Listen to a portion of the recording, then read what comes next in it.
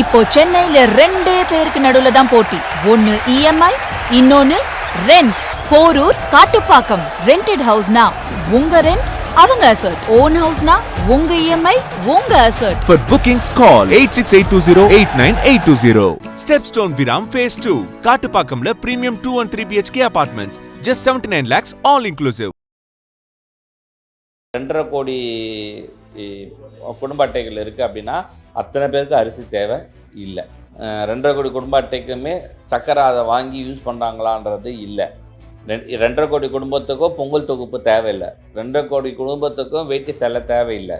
கிடைக்க வேண்டியவங்களுக்கு குவாலிட்டியாக கிடைக்கணுன்றது உங்களுடைய கருத்து. ஆமாம். தமிழ்நாட்டு மக்கள் அவரை தோற்கடித்திருக்க வேண்டும், மக்கள் இன்னும் திருந்தவில்லை என்று நான் நினைக்கிறேன் அப்படின்னு சொல்லியிருக்காங்க.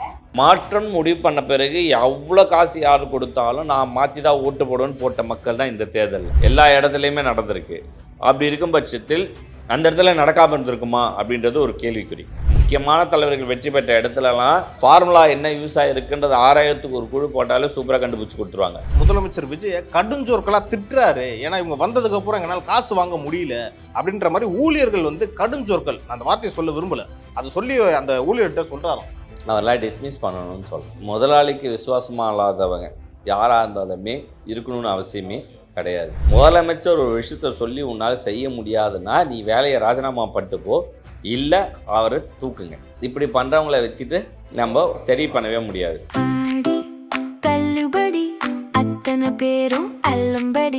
6 முதல் 60% வரை ஆடி தள்ளுபடியுடன் super Saravana stores, Chennai, Madurai, Kovai.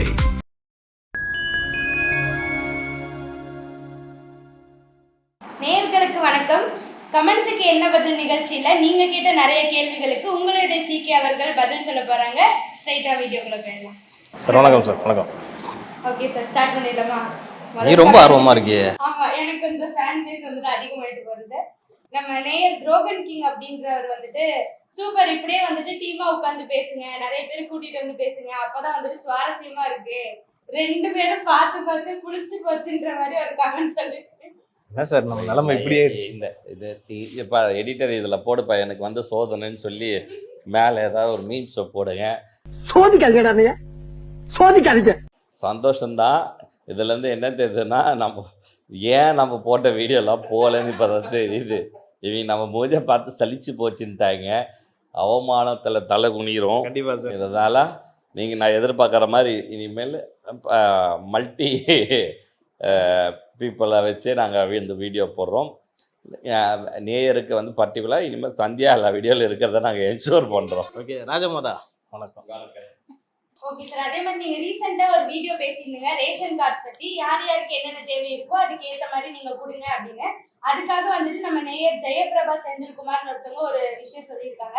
Government schemes beneficiary should reachable, ration cards also regulate அப்படின்ற மாதிரி ஒரு விஷயம் சொல்லியிருக்காங்க. இது நீங்க எப்படி பாக்குறீங்க? எல்லா மக்கள்கிட்டையுமே அது இருக்குமா? இப்போ என்னென்னா, இப்போ நான் சொல்கிறேன்ல, அது நான் என் பெருந்தன்மையில் சொன்னேன்றது கிடையாது. பல பேருக்கு இது இருக்கும். ஆனால் என்னென்னா, அந்த ரேஷன் கார்டில் போய் அந்த ஒரு பயப்படுத்துகிறாங்களே, அந்த கார்டு இல்லைன்னா உங்களுக்கு வேலிடே இல்லை அப்படின்னு கேன்சல் ஆகிடுன்ற மாதிரி ஒரு பிம்பத்தை உருவாக்குறாங்க. அந்த உருவாக்கத்தால் வர ஒரு இதனால் அது பாட்டு இருந்துட்டு போட்டோமே, நம்ம என்ன பண்ணுறோம் அப்படின்ற மாதிரி ஆகிடுது. ஸோ அதை ரெகுலேட் பண்ணி அதை சரி பண்ண வேண்டிய கட்டாயத்தில், அதை நான் என்ன சேஞ்சஸ்ன்னு கொண்டு வந்த இந்த அரசாங்கம் இந்த சேஞ்சஸையும் கொண்டு வந்தால் நல்லா இருக்கும்ன்றது தான் என்னுடைய இது. இப்போ நீ பார்த்தோன்னா ஒரு 2.5 கோடி குடும்ப அட்டைகள் இருக்குது அப்படின்னா அத்தனை பேருக்கு அரிசி தேவை இல்லை. 2.5 கோடி குடும்ப அட்டைக்குமே சக்கரை அதை வாங்கி யூஸ் பண்ணுறாங்களான்றது இல்லை. 2.5 கோடி குடும்பத்துக்கும் பொங்கல் தொகுப்பு தேவையில்லை. 2.5 கோடி குடும்பத்துக்கும் வேட்டி செல்ல தேவையில்லை. ஓகேவா? இப்போ என் வீட்டில் என் வீட்டில் வாங்கிட்டு வந்த புடவை நான் பார்த்துருக்கேன் இருக்குது. எப்போன்னா என் குழந்தை பிறக்கும் போது அது தொட்டில் கட்டத்துக்கு யூஸ் பண்ணாங்களே தவிர வேறு எதையும் நான் அதை பார்க்கல. அவ்வளோதான். அந்த வேஸ்ட்டு பிரயோஜனம் இல்லை. ஒரு ஒரு ஒரு நெசவாளர் உருவாக்குற ஒரு இதை ஒரு வேலிடான விஷயம் யூஸ் ஆனவங்களுக்கு சேரணுன்றத, சும்மா ஏதோ நானும் கடமைக்கும் கொடுத்தேன், 50 ரூபாய்க்கு வாங்கினேன், 100 ரூபாய்க்கு கொடுத்தேன், இந்த மாதிரிலாம் இருக்கக்கூடாமல் நல்ல விஷயமா பண்ணால் நல்லா இருக்குன்றது தான் நான் என்னுடைய இது. அதுதான் நேயருடைய விருப்பமாக இருக்கிறதுல நமக்கு ரொம்ப சந்தோஷம். கிடைக்க வேண்டியவங்களுக்கு குவாலிட்டியாக கிடைக்கணுன்றது உங்களுடைய கருத்து. ஆமாம். அது இது குறையும் போது அது ஏறும்ன்ற நான் அது நல்லாவும் இருக்கும்னு நான் நினைக்கிறேன். Okay sir. Okay sir. அடுத்ததான் வந்துட்டு நாகராஜ் அப்படின்ற ஒருத்தர் வந்துட்டு சொல்லியிருக்காரு, செந்தில் பாலாஜி அவர்களையும் சேகர் பாபு அவர்களையும் தேர்தலில் வெற்றி பெற செய்த தமிழ்நாட்டு மக்கள் முட்டாள்கள் தானே, இன்னும் தமிழ்நாடு மக்கள் திருந்தவில்லை என்பது இதிலிருந்து உணர்த்துகிறது. அவர் தமிழ்நாட்டில் எந்த தொகுதியில் நின்று இருந்தாலும் தமிழ்நாட்டு மக்கள் அவரை தோற்கடித்திருக்க வேண்டும். மக்கள் இன்னும் திருந்தவில்லை என்று நான் நினைக்கிறேன் அப்படின்னு சொல்லியிருக்காங்க. நான் நேருடைய கருத்துக்கு நான் அப்படியே எதிர்கருத்தாக நான் இருக்கிறேன். அவருக்கு என்னென்னா அவர் ஒட்டுமொத்தமாக தமிழ்நாடு அப்படின்னு நம்ம கொண்டு போயிடுறோம். பட் அதே தமிழ்நாடு மக்கள் எதிர்த்து ஓட்டு போட்டதுனால தான் இன்றைக்கி சேஞ்சஸ்ன்னு ஒன்று நடந்து சிஎம் அவர்கள் விஜய் அவர்கள் சிஎம்மாகவும் ஆயிருக்காரு.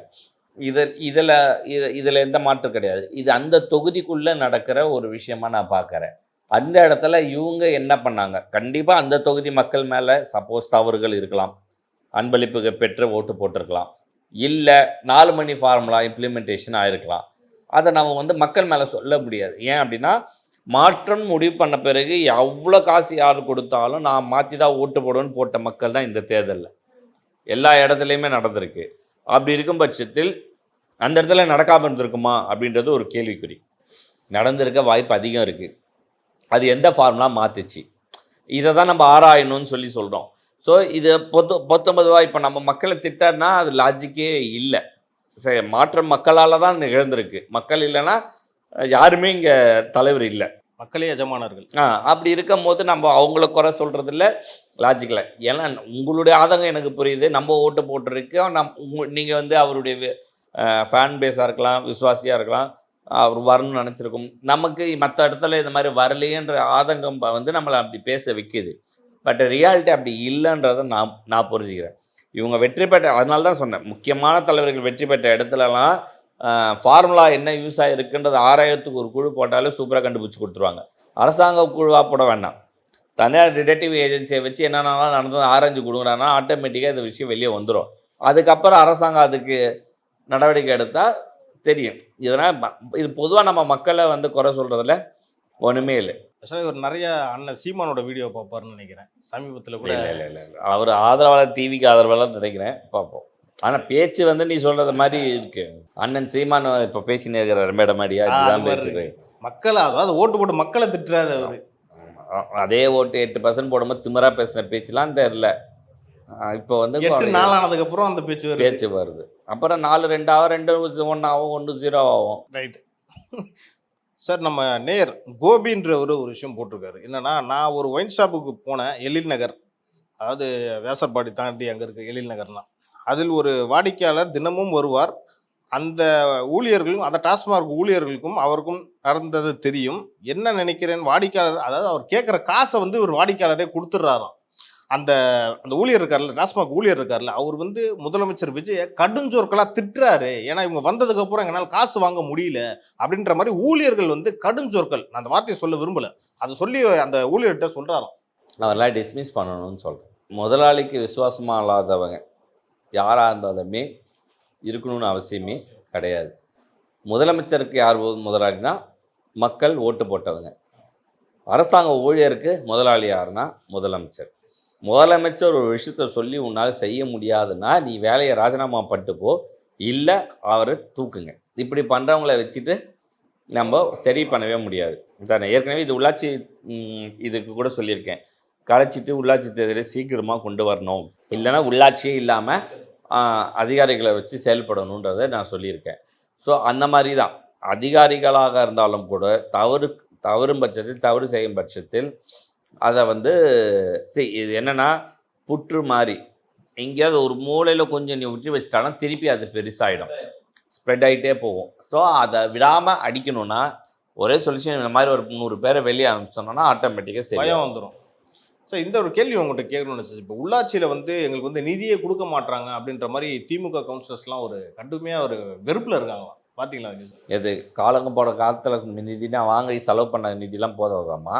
அரசாங்கம், புது அரசாங்கம் எப்போ வந்தாலுமே ஸ்ட்ரீம்லைன் பண்ண பார்ப்பாங்க. அவங்க திட்டங்கள், அவங்க புதுசாக என்ன பண்ணணும்னு நினைக்கிறாங்களோ அதை பேஸ் பண்ணி இன்ஃப்ராஸ்ட்ரக்சர்ஸ் கொண்டு போகணுன்னு தான் நினைப்பாங்க. அதுக்கேற்ற மாதிரி தான் ஃபண்ட் அலோகேஷனே இருக்குது. அதனால இன்னொன்று, முடிய போகிற இதுக்கு திமுக ஆட்சியுடைய கடைசி காலம்ல பாலங்களெல்லாம் டக்குன்னு டெண்டர் விட்டு அறிவிக்கிறதுக்கு. இனிமேல் நீ டெண்டரை விடக்கூடாது, டெண்டரை வைக்கக்கூடாதுன்னு தான் பணமே கொடுக்கலன்னு வச்சுக்கோ. அதனால் நீங்கள் அதுக்கு புலம்பி பிரயோஜனம் இல்லை, எடுத்தும் பிரயோஜனம் இல்லை. அப்படி தான் நடக்கும். இருக்கிற அந்த ஒரு 4-5 மாதம் ஜாலியாக உட்காந்துட்டு போனீங்களா அவ்வளோதான் உங்கள் வேலை அப்படின்ற மாதிரி இருக்கணுன்றீங்க. சார் நம்ம அந்த சுமதின்ற நேர இது ரிலேட்டடான கேள்வி தான் இது. டாஸ்மாகில் 10 ரூபா வாங்கினா கேஸ் கொடுக்கலான்னு இப்போ கன்சியூமர் கோர்ட்டும் சொல்லியிருக்காங்க. இது ஏன் நம்ம வந்து ஃபாலோ பண்ணக்கூடாது அப்படின்ற ஒரு கேள்வி எழுப்பியிருக்காங்க. 10 ரூபாய்க்கு எவ்வளோ பேர் ஃபாலோ பண்ணுவாங்கன்னு இருக்கு இல்லையா? அதை வந்து அந்த நடைமுறையை வந்து கொஞ்சம் சிம்பிளாக்கினா நல்லாயிருக்கும். இப்போ என்னென்னா இதுக்குன்னு ஒரு வாட்ஸ்அப் குறுஞ்செய்தி தகவல் மாதிரி அங்கே வாங்குறாங்களா அங்கே சண்டைலாம் போடாதீங்க, கொடுங்க வாங்குங்க, அங்கே ஃபோட்டோ போடுங்கன்ற மாதிரி சொன்னால் போதும். அந்த கடை நம்பரு ஊழியருடைய இது வந்து வாட்ஸ்அப்பில் அனுப்புனா அந்த நேரத்தை உடனே அவங்க டிஸ்மிஸ் ஆர்டர் அங்கே போகுது ஒரு மெயிலுனா அடுத்த நாள் நீ பார், ஒரு நாளில் சேஞ்சஸ் பார். ஓகே சார், இதனால பிரச்சனை வராதா சார்? இப்போ நீ போய் ஊழியரை போய் ஃபோட்டோ எடுக்கிறீங்க, நீ யாரா என்ன ஃபோட்டோ எடுக்கிற சண்டை வந்துடும் சார். அங்கே கொடுக்குற காசை வாங்குற அதுதானே எடுக்கிற, நீ தப்பு எதுவும் பண்ணல, கரெக்டாக இருக்கிற உனக்கு தப்பு பண்ணுறவன் பயப்படுற, கரெக்டாக இருக்கிற தப்பு பண்ணுறதுனால நீ பயந்து தான் அவனை ஃபோட்டோ எடுக்க தான் செய்வோம், போட தான் செய்வான். உள்ளே தானே இருக்கிறான், எடுத்து போட சொல்ல. சரி, சண்டை போடுறத வீடியோ எடுத்து வெளியே வர அளவுக்கு இருக்கும் போது ஃபோட்டோ எடுத்து வாட்ஸ்அப்பில் போட முடியாதா? கம்ப்ளைண்ட்டுக்குன்னு ஒரு வாட்ஸ்அப் நம்பரை போட்டால் அந்த வாட்ஸ்அப்பில் போய் அங்கே சேர்ந்த அடுத்த ஒரு 15லேருந்து அரை மணி நேரத்தில் அந்த ஊழியர் டிஸ்மிஸு காத்திருப்பு பட்டியலில் வைக்கப்பட்டுள்ளாருன்னு வந்துச்சுன்னா பயப்படுவான். என்ன ஊழியர்கள்லாம் இறங்கி போராட்டம்னு வருவான். அதை அரசாங்கம் எப்படி கையாளணும்னு யோசிச்சு வச்சுக்கிட்டா போதும். அதுவும் டாஸ்மாகில் இருக்கிறவங்களாம் ஃபுல் டைம் உள்ளும் கிடையாது, அவங்களாம் கான்ட்ராக்ட் லேபர்ஸ் தான்.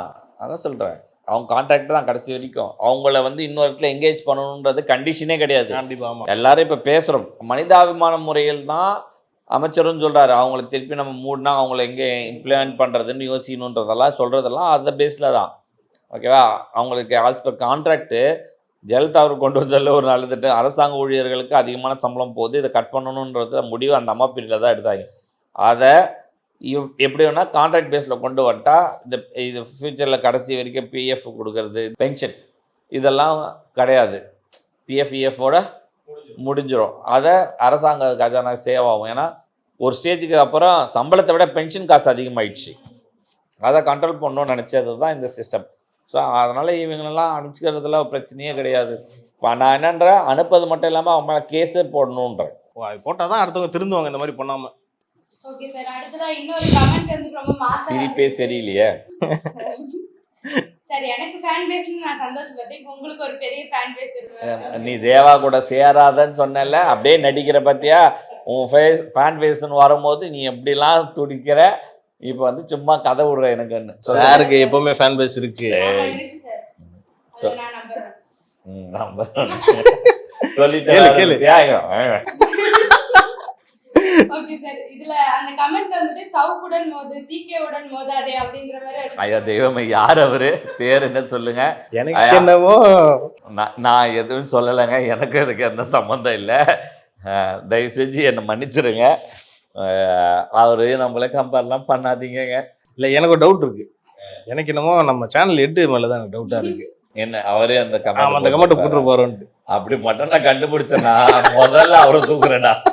அந்த மாதிரி செய்யறது நான் பார்த்தேன்னா நீ உனக்கு ஏன் இந்த டவுட் வந்து நான் சொல்லிட்டா? தேவானாவை பேச சொல்லுங்க, அண்ணைய ஒல்லி ஆயிட்டாருன்னு யாரை வச்சு நீ கமெண்ட் போடுறல்ல, அதனால உனக்கு இந்த எண்ணம் வருதுன்னு நினைக்கிறேன். அப்படிலாம் கிடையாது சார், நம்ம நேர்மையாக சொல்லிட்டு இருக்கோம். மக்கள் நமக்கு கருத்து கொடுத்துட்டு இருக்காங்க, மக்களுடைய குரலாக நம்ம ஒழிச்சிட்டு இருக்கோம் சார். தொடர்ந்து நம்ம ஒழிப்போம். ஓகே சார், பல கேள்விகளுக்கு சிறப்பாக நீங்கள் பதிலளிச்சிங்க. உங்கள் நேரத்துக்கும் கருத்துக்கும் நன்றி. நன்றி.